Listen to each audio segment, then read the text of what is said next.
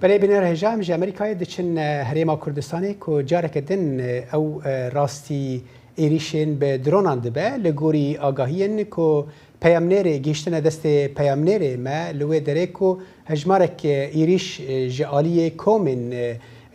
چکدار این ایرانی کو ایران پشتگیری اویده که و جهندر عراقی و هاتنه کرن اف ایریش دمه که داتن کو حکومت عراقی همو هول خود ده کو کومن چکدار چکین وان کنترل بکه جبو آگاهین بهتر دوی درباره دا نها پیامنر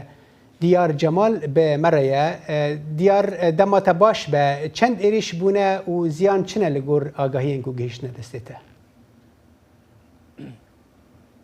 بەڵێ ئەم کاتتان باش دیارە بەیانی ئەمڕۆ بە کاتی هەرێمی کوردستان کاژمێر 2 خولەک تاوکو 25 خولەک 3 جار هێرشی درۆنی کرایە سەر هەرێمی هەولێری پایتەختی هەرێمی کوردستان هێرشەکان دانەیەکیان بۆ نزیک فڕۆکەخانی نێودەوڵەتی هەولێر بوو جگە لە زیانی مادی زیانی جانی نەبوو و دوا بەدوای ئەوە دژە تیرۆری کوردستان لە ڕاگەنرایەکدا بڵاوی کردەوە کە سەرجەم هێرشەکان لەلایەنی سیستەمی بەرگری هاوپەیمانانەوە تێکشکێنراون هەردوای هێرشەکان چەند گەشتێکی فڕۆکەوانی هەڵوەشێنرایەوە و دواخرا بۆ کاتێکی تر بۆ کارەکەش دیارە ڕێوشوێنی ئاسایشی بوو بۆ ئەوەی مەترسی بۆ سەر فڕۆکەخانەکان و فڕۆکەکان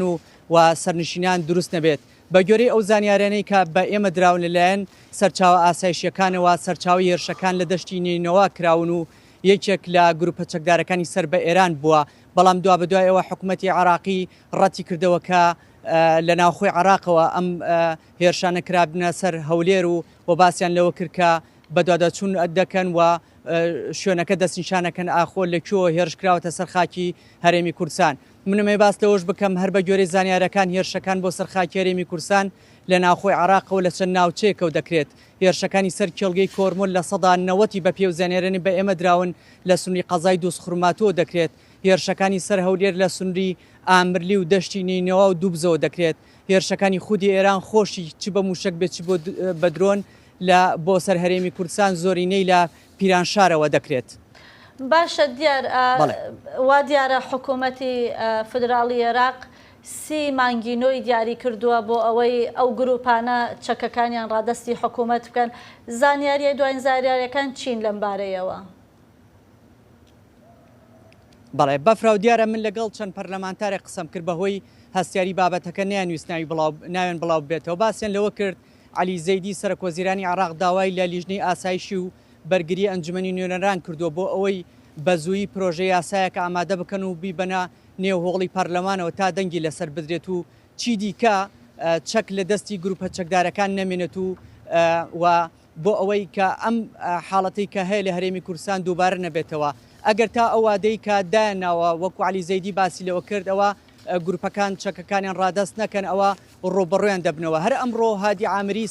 سەرۆکی ڕێکخراوی بەدر لە پەیامێکدا بڵاوی کردەوە وەڵامی توندی زەیدی دایەوتی پەلەی کردووە لە دۆسیەی گروپە چەکدارەکان و ئەم مامەڵەیە زیادەڕۆیەکی گەورەیە و ڕێگان نادەین بەو شێوەیە مامەڵە لەگەڵ گروپەکاندا بکەن هەریەک لە گروپەکانی نوجوبا و بەدر و کە تایبی حزبوڵات تا ئێستا لە خۆناغی هەڕەشەکردن لە حکوومەت و ئەڵێن چەک ڕادەست ناکەین لە تەواوی عراقیش هێز خراوەتە حاڵەتی ئامادە باشی بەفراو بۆ ڕۆبەڕۆبوونەوەی هەر گروپێکی چەکداری یاخی کە بێوێت زیان بە دەوڵەت بگەینێت بۆی ئێستا عراق لە نێوان ئەتوانم بڵێم تونێلێکی تاریکدا نازانێت دەتوانرێت گروپەکان چەک بکات یان نا بەڵام بە خوێندنەوەی چاودێران پێدەچێت لە هەر ئان و ساتێکدا بێت پێش کۆتای هاتنی ئەو وادەی کە حکوومەت دایناوە بۆ سنووردارکردنی گروپە چەکدارەکان و خستنە ژێر کۆنتترۆلی دەوڵەتەوە ڕەنگە پێکادانی گروپە چەکدارەکان ڕووبدات بە خوێندنەوەی چاودێران لەگەڵ هێزە ئاسایشیەکانی عراق. بەڵێ پەیامنێر دیار جەمال سپاس بۆ وانزانیاریەنتە.